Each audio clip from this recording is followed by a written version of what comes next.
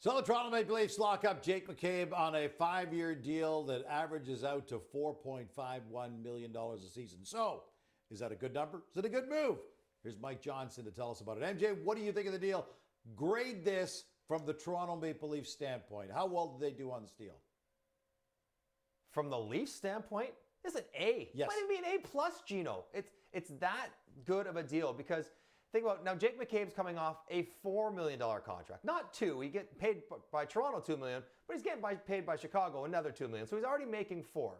We saw just last summer any D of consequence in a free agent market is going to get 5, 6, 7 years, $5, 6, $7 million.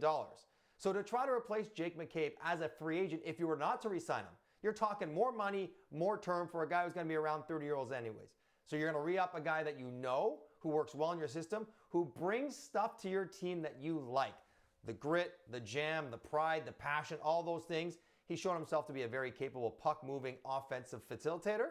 He's been a very good penalty killer. He's a top 4 staple. With the cap moving to 92, 95, 100, a $4.5 million top 4 defenseman is going to be a bargain. It already is a bargain. There's no doubt Jake McCabe could have got more money elsewhere on the open market, but he elected to stay with the team and the city and the situation that he knows and likes. Talked about his family and why it's a good fit to get stability. And yes, I know 31 in 5 years is getting up there, but that's the upper limit of an acceptable term. Anything more, I'd probably have a problem with it. But from the Leafs, I think absolutely a slam dunk, home run, whatever term you want to use. This is a good deal for Toronto this year and for the next few going forward.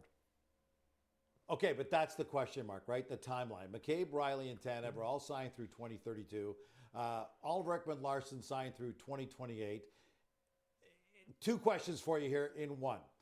Is this a good enough decor right now to really challenge seriously over the next couple of years while these guys have still got good legs? And are you going to pay the price? Are you going to be stuck with some contracts 3, 4, 5 years down the road and say, how do we unload these deals?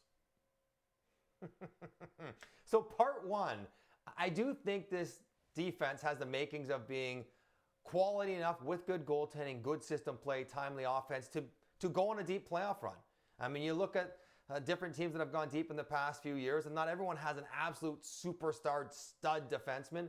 And Jake McCabe certainly won't be the reason that this group doesn't go on a deep run.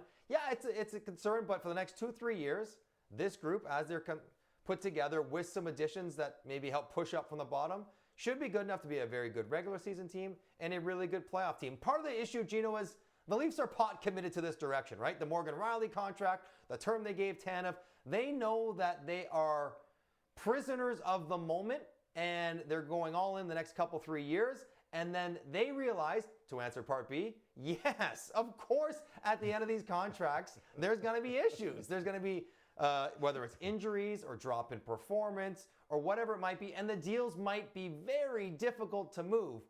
But that's a problem for another day. I think that's how Toronto's looking at it.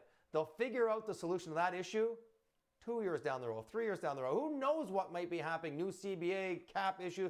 Who knows what may happen? But for now, they like the guys they have for the next few years and trust that they will be more than capable to be part of a very good playoff team. They're not going to be the driving force. They're not going to win it like the Devils in 95 because of these 4 guys, but they're not going to lose it because of these 4 guys. Because once again, the issue for Toronto in the playoffs has not been we give up too many chances. We give up too many goals. It's been we can't score. And these guys are not really on there to score. That's on the forwards, the high-priced forwards sticking around those years. That's a different question for a different day.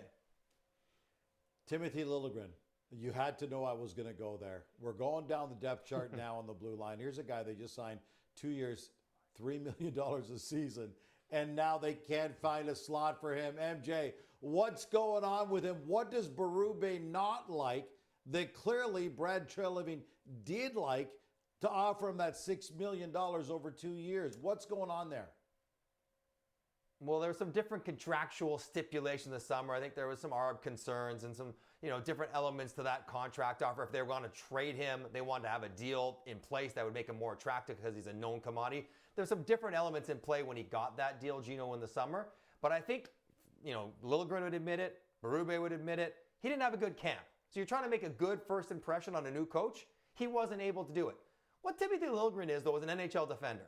He might not be great at anything, but he's pretty good at a lot of things. And when he plays on the third pair, he's shown historically, he tilts the ice, and his team gets more chances and more goals and more expected goals when he's out there when he plays on the third pair.